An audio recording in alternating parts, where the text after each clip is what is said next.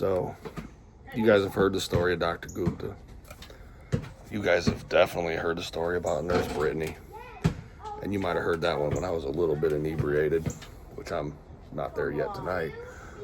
But somewhere in there you also heard about a Costco hot dog, which I don't even remember talking about. But y'all are on board now. So, I'm going to tell y'all the story of the Spinal Tap. And you got a very brief summary of the Spinal Tap before. And in one of the outtake videos of Danny's tribute, you heard it. But we're going to talk about it in a little more detail.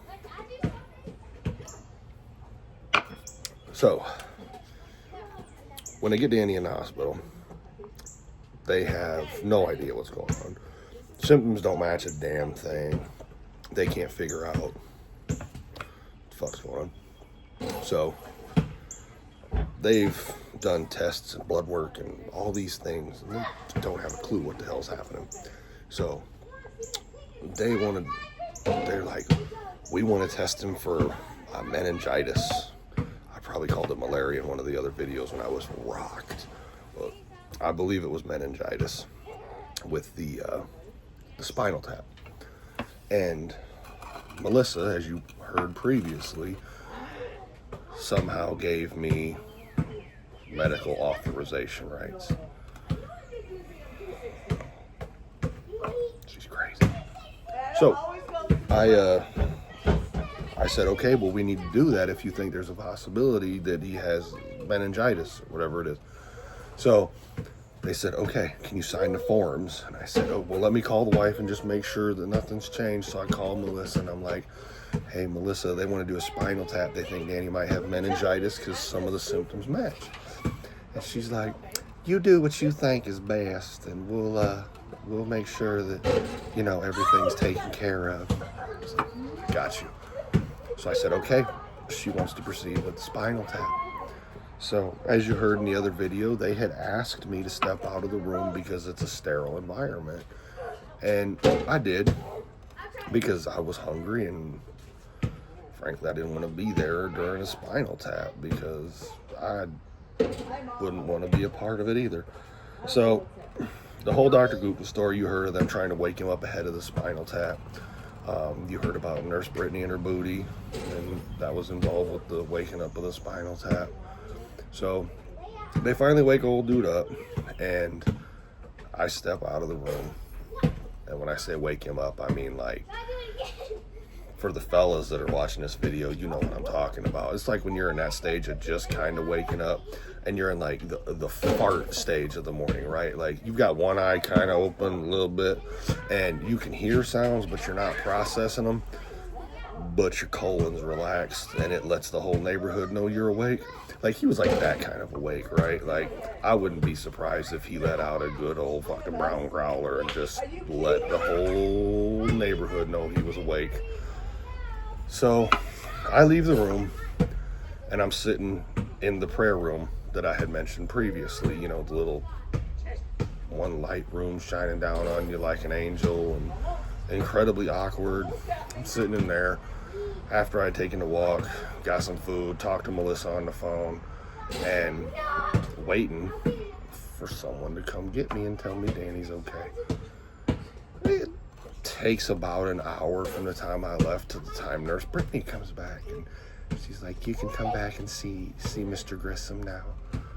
I said, okay, cool.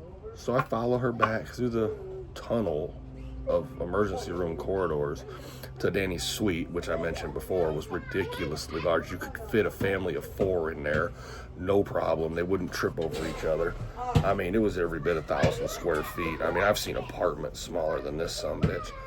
So we go around the corner, and we go to enter the room, which has these great big sliding doors on it, probably like 10-foot opening. And it's directly across from the nurse's station, so I can look out and see all the nurses sitting there. And I open the door and pull back the curtain, and I'm just looking, I'm like, where is he? And Nurse Brittany comes around the corner. She goes, well, what do you mean? I said, he's not here. Panic ensues.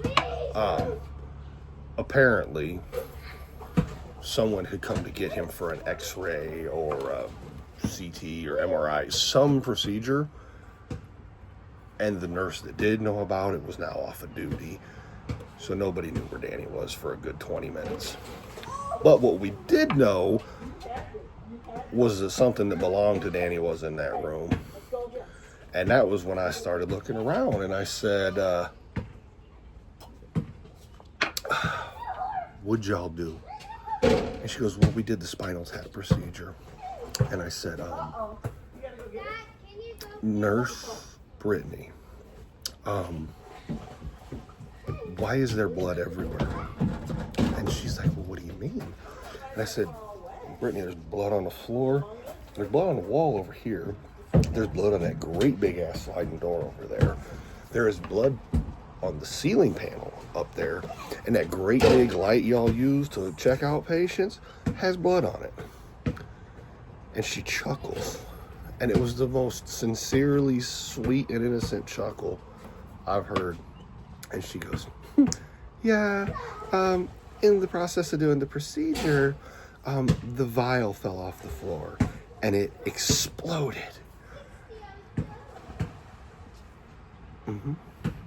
I said, I didn't realize spinal fluid was under pressure.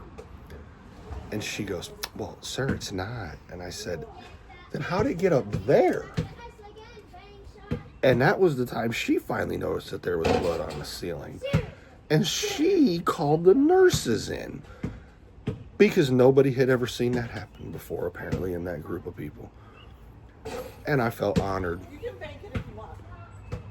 that my friend, your family member and loved one, had spinal fluid under pressure, apparently. And he made it all the way to the ceiling from the floor 8 feet below. I still don't know how it happened. I'd like to talk to Nurse Brittany again and see if she's seen it happen since then. But I don't know where she's gone off to. But I'd kind of like to know if they could do that again.